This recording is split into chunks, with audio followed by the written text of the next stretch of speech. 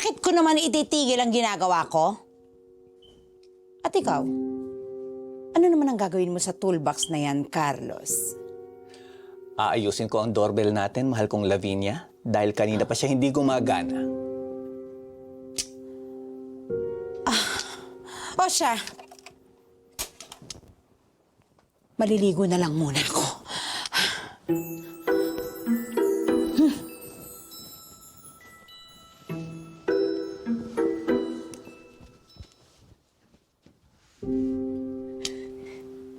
Hindi ho dahil sa inyo, Don Carlos. Naplansya na ho ni Doña Lavinia yung mukha ko. Mabuti na lang dumating ako kagad, ano? Liway. Wala namang may gustong masira yung maganda mong mukha. Hindi naman ho, Don Carlos. Huwag ka masyadong magpakumbaba, Liway. Ha? Dapat ipagmalaki mo kung ano yung meron ka. At ilabas mo kung ano yung mga itinatago mo. Ayusin niyo na ho ba yung doorbell, Don Carlos? Para hindi na ho magalit sa susunod si Doña Lavinia. Bakit ba? Parang pinaalis mo ko, ha? Ayaw mo ba akong makasama na kahit mas matagal-tagal pang konti?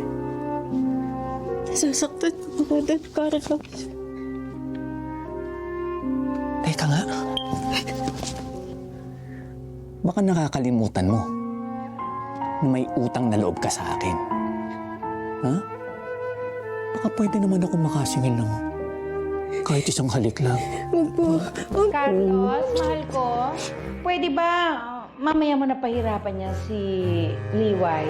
Baka mamaya atakihin ako na gusto ko naman siyang alibustahin.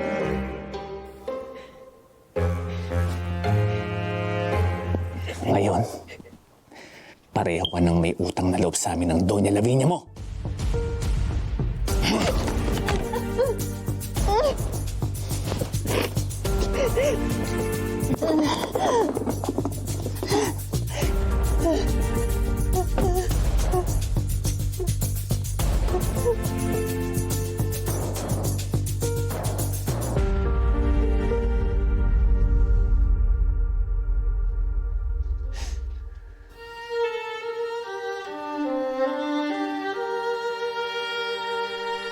Akala niyo,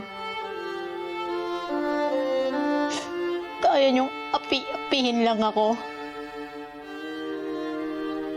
Lalaban ako.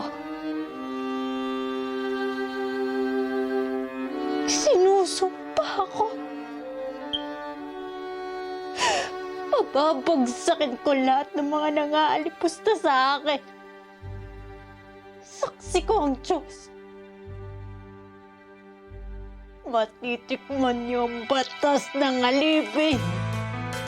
Ano ang naghihintay sa kapalaran ni Liway sa mga kamay ni na Don Carlos at Doña Lavinia? Abangan yan sa susunod na kabanata ng Kulang sa Pansin.